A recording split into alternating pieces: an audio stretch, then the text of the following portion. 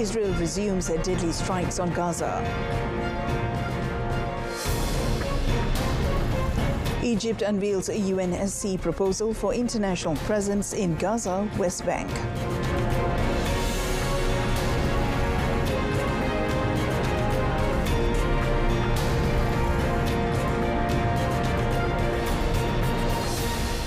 Good afternoon and Salam Malaysia Madani. Thanks for tuning in. You're watching World Today with me, Mohana Priya. Israel resumed offensive in Gaza with a series of massive airstrikes as ceasefire negotiations have stalled. Israel said in a statement on Tuesday that they were conducting extensive strikes on targets belonging to Hamas in the Gaza Strip. The airstrikes began around 2 a.m. local time. Explosions were heard over Gaza City in the early hours on Tuesday. The airstrikes were ordered after Hamas' repeated refusal to release Israeli hostages, as well as its rejection of all the proposals it has received from U.S. presidential envoy Steve Witkoff and from the mediators, adding that Israel would now act with increased military force against Hamas. Additionally, among the targets that were targeted were mid-level Hamas commanders, senior officials in Hamas political wing, and Hamas military infrastructure. Children are among dozens of Palestinians killed and many wounded in Israeli air attacks across the Gaza Strip, the largest strikes since the ceasefire with Hamas started on the 19th of January. Ambulances were seen racing out of and past Nasser Hospital in Gaza's Khan Yunis on Tuesday, following Israel's extensive strikes on what they claimed Hamas targets in the enclave. Medics said at least 30 people were killed in a series of the most violent air attacks since a ceasefire began on 19th January. A senior Hamas official accused Israel of unilaterally overturning the ceasefire agreement. The Israeli army did not provide more details about the strikes, but Israeli officials released a statement saying the military had been instructed to take strong action against the Hamas organization. Egypt unveiled a proposal for the UN Security Council on Monday to consider establishing an international presence in the occupied West Bank and Gaza Strip. Now, this came during a meeting held in Cairo between Egyptian Foreign Minister Badr Abdelati, foreign ambassadors and international representatives to discuss the rehabilitation of Gaza's healthcare sector. Abdelati said in a statement there is a proposal for the Security Council to study establishing an international presence in Gaza and the West Bank.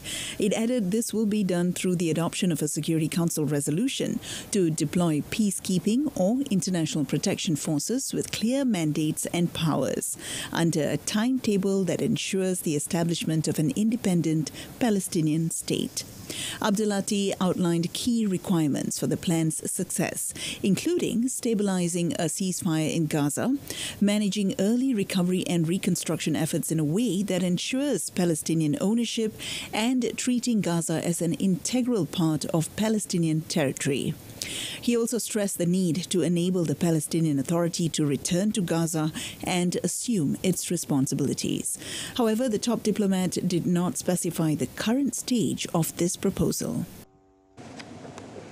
Houthi media said fresh U.S. strikes hit Yemen on Monday after huge crowds gathered in the conflict-torn country to protest earlier bombings targeting the Iran-backed rebel group. Now, tens of thousands of demonstrators chanted "Death to America, Death to Israel" in the capital, Sana'a.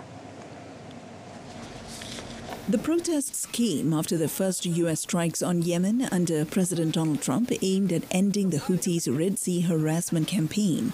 The strikes killed 53 people and wounded 98 on Saturday. The group's Al Masirah channel and Sabah press agency on Monday evening reported new U.S. strikes in the Hodeidah and Al Salif regions. The Houthis launched scores of attacks on ships in the vital route during the Gaza war, claiming solidarity with the Palestinians. Earlier on Monday, they said they had attacked the USS Harry S. Truman aircraft carrier group twice within 24 hours. There was no comment from the United States. Washington has vowed to keep hitting Yemen until the rebels stop attacking shipping in the Red Sea and the Gulf of Aden, with Trump warning that he would use overwhelming lethal force. The European Union has hosted a donor drive for Syria to encourage a peaceful transition following the ouster of former leader Bashar al-Assad. Western and regional powers participated in Monday's one-day meeting in Brussels, chaired by EU Foreign Policy Chief Kaja Kallas. This was 9th conference in a row. It was very successful. We pledged a lot of money. Better to say it is 5.8 billion euro, out of which there is 4.2 in grants and only 1.6 in loans. I think this is good for the recovery, for the early recovery of Syria, and I also hope that Syrian authorities, who were represented by their Minister of Foreign Affairs, can be satisfied. Among all donors, the EU reported that $6.3 billion were pledged in aid for Syria. It is hoped that the funds would help provide Syrians with critical water, food, healthcare and education in 2025. 14 years of civil war killed hundreds of thousands of Syrians, displaced millions more and decimated the economy. Residents of Quetta, capital of Pakistan's southwest Balochistan province, on Monday expressed concerns about safety amid heightened security following violent incidents in the province. Now, the Balochistan Liberation Army, BLA, claimed responsibility for a deadly attack in Noshki district on Sunday, where a vehicle laden with explosives was driven into a paramilitary convoy, killing at least 5 and wounding over 30. The military says this attack comes just days after the BLA hijacked the Jafar Express train in Balochistan on 11th March, blowing up train tracks in an attack that killed 31 soldiers and civilians. Quetta residents are opting to stay indoors rather than venturing out for Ramadan Eid shopping, citing persistent fears of terrorism and violence. The city of Quetta remains on high alert, with multiple checkpoints established and a heavy deployment of security personnel. Pakistan's Parliamentary Committee on National Security is set to convene in an in-camera meeting on Tuesday, where military leadership will brief lawmakers on the country's current security situation. Now, the move comes in response to the rising wave of terrorism in the country, with the government seeking to address increasing terrorist activities.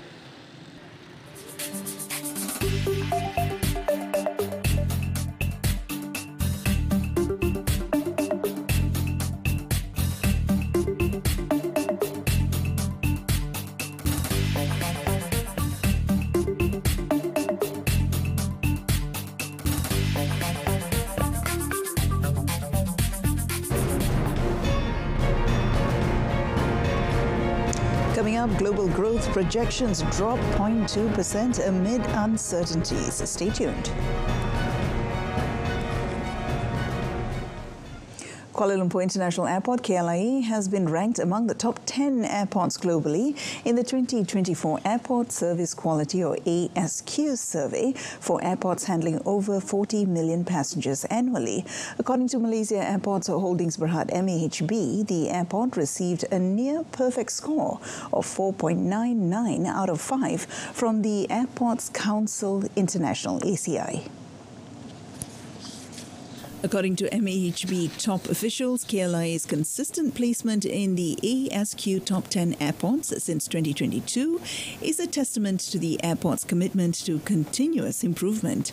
Several key elements contributed to KLIA's success, all designed to enhance passenger comfort and convenience, including a welcoming ambience, expanded seating area, upgraded charging stations, and fast and reliable Wi-Fi. Passengers also rated highly the airport's exceptional cleanliness, particularly in its washrooms, which further enhances the travelling experience.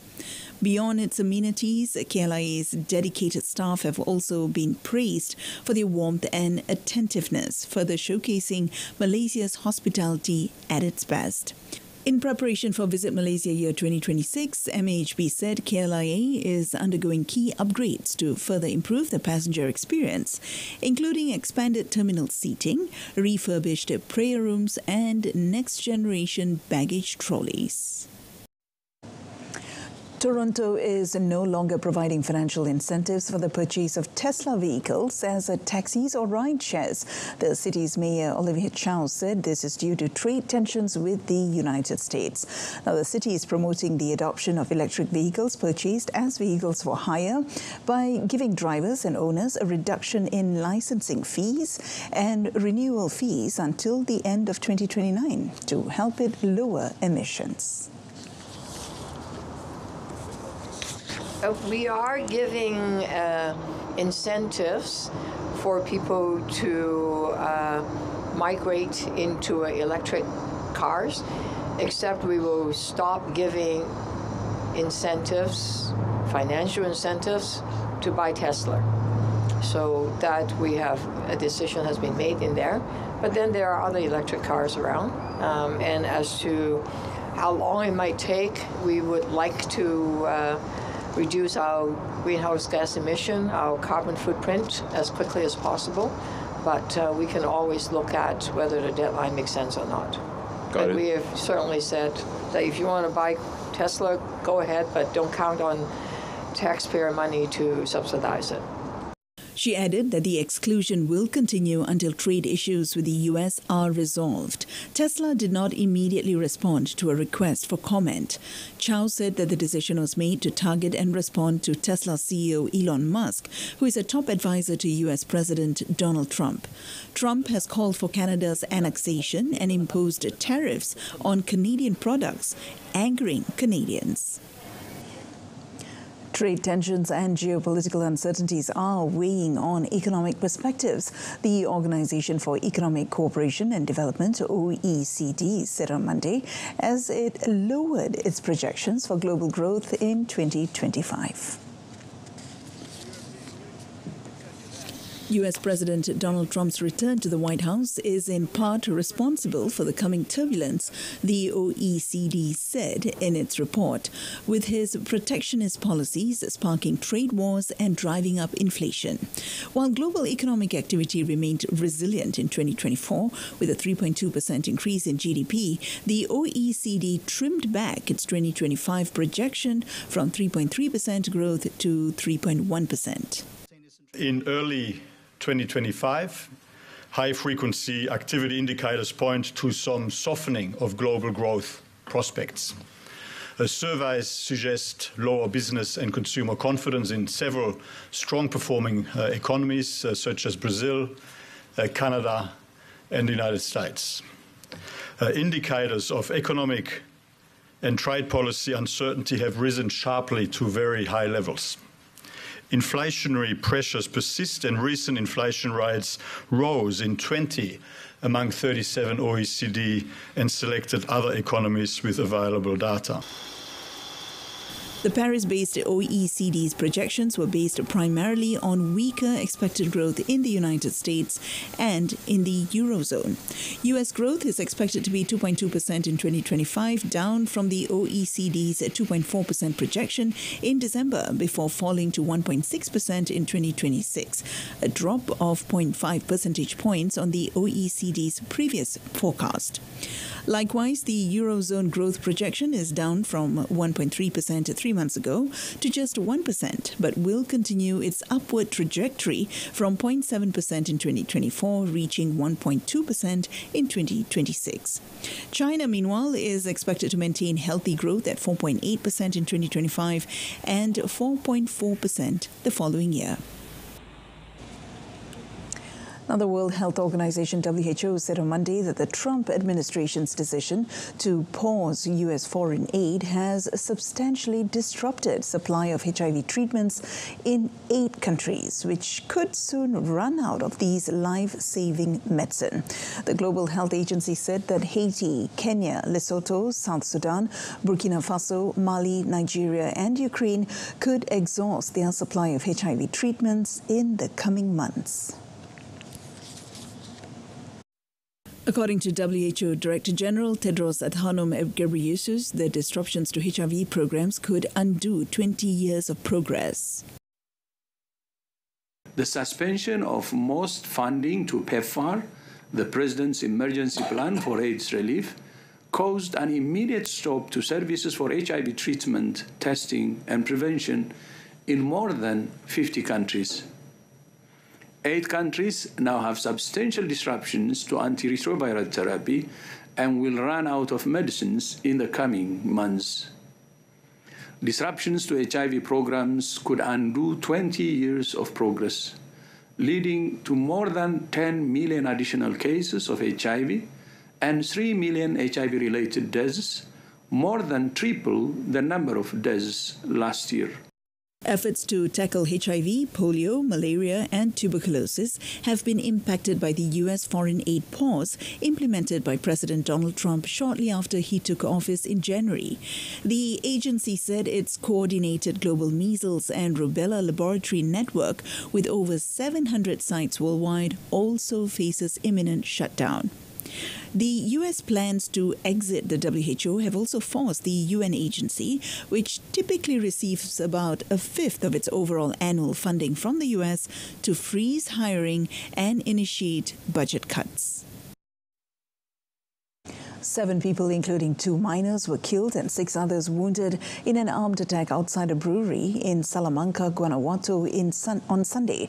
According to eyewitnesses, the armed assailants opened fire from a moving vehicle targeting a group of young people who had gathered outside the establishment prior to the attack.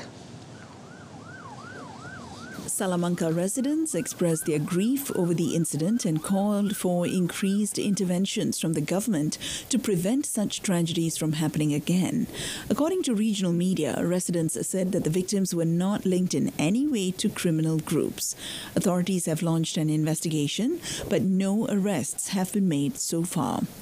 Guanajuato is a thriving industrial hub and home to several popular tourist destinations, but it is also considered Mexico's most violent state. You may have felt it this morning. A moderate earthquake measuring 5.1 on the Richter scale struck off the west coast of North Sumatra, Indonesia at 6:22 a.m. today at coordinates 1.8 degrees north and 99.2 degrees east. The Malaysian Meteorological Department, Met Malaysia, in a statement reported that the earthquake occurred at a depth of 10 kilometers and was located 41 kilometers east of Sibolga, Indonesia. Tremors from the quake were felt in several parts of Malaysia, including Perlis, Kedah, Penang, Perak, Selangor, Kuala Lumpur, Putrajaya, Negeri Sembilan, Melaka and Johor. However, Met Malaysia confirmed that the earthquake poses no tsunami threat to Malaysia. The Saudi authorities have provided nearly 11 million iftar meals to Umrah pilgrims and other worshippers at Masjid al-Haram in Mecca and Masjid Nabawi in Medina throughout the first half of Ramadan. On Monday, the 17th day of Ramadan, the General Authority of the 2 holy mosques announced that a total of 10,822,999 iftar meals and 10,290,000 packets of dates had been distributed so far during the holy month, in which Muslims worship and fast from dawn until sunset. According to a report by the Saudi press agency, SPA, the number of iftar meals provided to Umrah pilgrims and mosque visitors has increased this year due to the rising number of worshippers. The meals are distributed in designated iftar areas within the mosques while adhering to strict health standards to ensure the safety of the worshippers. Ahead of Ramadan, the authorities also introduced an online service that allows individuals, charitable organizations and endowments to apply to contribute iftar meals at Masjid al-Haram.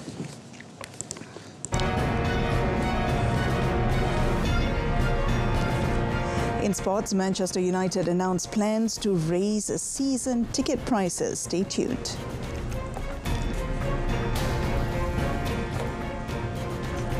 And starting off our sports segment this afternoon, national para badminton champion Chia Liek Hao continued to prove that age is just a number when he retained 2 gold medals at the 2025 Spain Para International Level 1 Championship in Toledo, which concluded on Sunday. Liek Hao, 37, secured his first victory after defeating Taiwan's Fang Jianyu 18-21, 21-17, 21-11 in the SU5 men's singles for physical impairment final. The two-time Paralympic gold medalist maintained his winning momentum by clinching another gold in the SU5 men's doubles, partnering Muhammad Faris Anwar to overcome Taiwan's Zhenyu Hu Guiyu 21-13, 21-18. Liek Hao said his successful defense of the two titles was the sweetest birthday gift for himself. And on to football news. Cristiano Ronaldo's Al Nassr have been drawn to face Yokohama F. Marinos from Japan in next month's quarterfinals of the Asian Champions League Elite, with fellow Saudi Pro League side Al Hilal to take on tournament debutants Gwangju FC of South Korea. Al Ahly, the third club from Saudi Arabia to reach the last eight, will play Thailand's Buriram United, and Japanese outfit Kawasaki Frontale will face Al Sadd from Qatar. All four quarterfinals will be played in Jeddah as part of a centralized competition that will also see the Saudi Arabian port city hosting the semi-finals and final. Al Hilal, winners of the title on a record 4 occasions, will meet Gwangju in the opening game of the finals phase on the 25th of April. Yokohama Marinos, who were runners-up last year, play Al Nassr, and Al Ahly face Buriram United on the 26th April, with Kawasaki to take on Al Sadd on 27th April. The semi-finals will be played on 29th and 30th April, with the final to be held at the King Abdullah Sports City on the 3rd of May. Manchester United announced plans to raise season ticket prices by 5% for the 2025-26 season on Monday, defying calls from supporters groups for the cost to be frozen. There will be no rise in the cost of tickets for under-16s, but the club are introducing a new game categorization for non-season ticket holders to allow for different pricing structures for higher profile fixtures. United fans have routinely protested at Old Trafford in recent months after the decision in November to scrap concessions to children and over 65s, with all remaining tickets for this season priced at £66. A fan advisory board, which met with the club, had pushed for a freeze on ticket prices. Season tickets at Old Trafford have also increased by 5% in each of the past 2 seasons after an 11-year price freeze. The club's co-owner, Jim Ratcliffe, claimed in a series of interviews last week that the English Giants would have run out of money at the end of last year if not for a series of cost-cutting measures and the hike in ticket prices he has overseen. United have made cumulative losses of £410 million in the last 7 years after a series of expensive mistakes in the transfer market and in managerial hires. They currently sit 13th in the Premier League and are reliant on winning the Europa League to lift a trophy this season. Lionel Messi will miss 2 World Cup qualifiers after he was on Monday left out of the Argentina squad for games against Uruguay and Brazil because he reportedly suffered an injury in a club game the day before. After missing 3 games for his club Inter Miami at the start of March with a pulled muscle, the 37-year-old Messi returned with a goal off the bench in a CONCACAF Champions Cup win. He played a full 90 minutes and scored again in an MLS win in Atlanta on Sunday, but according to Argentinian media, he then felt muscle discomfort. Argentina, the defending World Cup champions, can ensure qualification for next year's tournament in their 2 games in the current international group. They lead the 10-team South American qualifying group by 5 points from Uruguay and visit Montevideo on Friday before hosting Brazil in Buenos Aires on March 25th. The top 6 teams qualified directly for the World Cup in the United States, Mexico and Canada. The Barcelona game against Osasuna, postponed after a club doctor died unexpectedly before kickoff on 8th of March, has been rescheduled for the 27th of March, although the Catalan club is reportedly unhappy with the decision. According to local media, Barcelona are considering an appeal against the Thursday date, which immediately follows the international break. They are reportedly arguing that some of their players, such as Brazilian Rafinha and Uruguayan Ronald Araujo, are due to play with their national teams in South America 2 days earlier and will not have time to return to Barcelona. Osasuna have a game at Athletic Bilbao scheduled for next night. Barcelona are top of La Liga, ahead of Real Madrid on goal difference and with a game in hand. The club said at the time that Charles Minaro, the first team doctor, unexpectedly passed away shortly before the home game against Osasuna. And on to tennis. Iga Swiatek issued a statement on Instagram on Monday following criticism for smashing a ball away that was thrown to her by a ball boy during the Indian Wells semi-final loss to eventual champion Mira Andreeva at the Indian Wells Open. In a moment of frustration, the world number 2 struck a ball that inadvertently headed towards a ball boy, leading to boos and online criticism. Swiatek admitted that she was not proud of how she had expressed her frustration and that she had immediately apologized to the ball boy. The poll highlighted her struggles in dealing with not winning a title since last year's French Open and bemoaned the scrutiny she faces. Swiatek also revealed the emotional hurdles she had come up against in dealing with a positive doping test that had left her career hanging by a thread.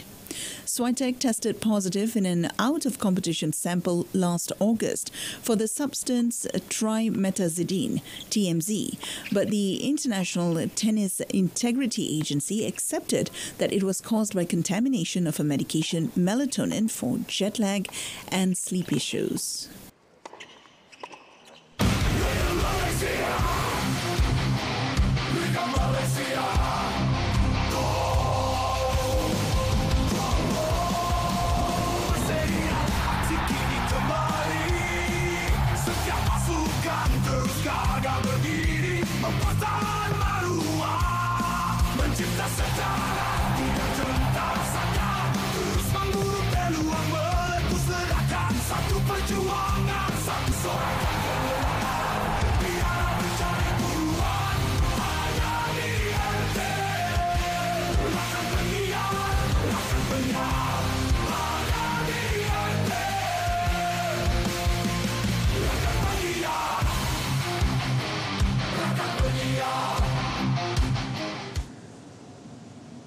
And that wraps up World Today this afternoon. In our top story today, Israel resumes deadly strikes on Gaza after ceasefire talks stall.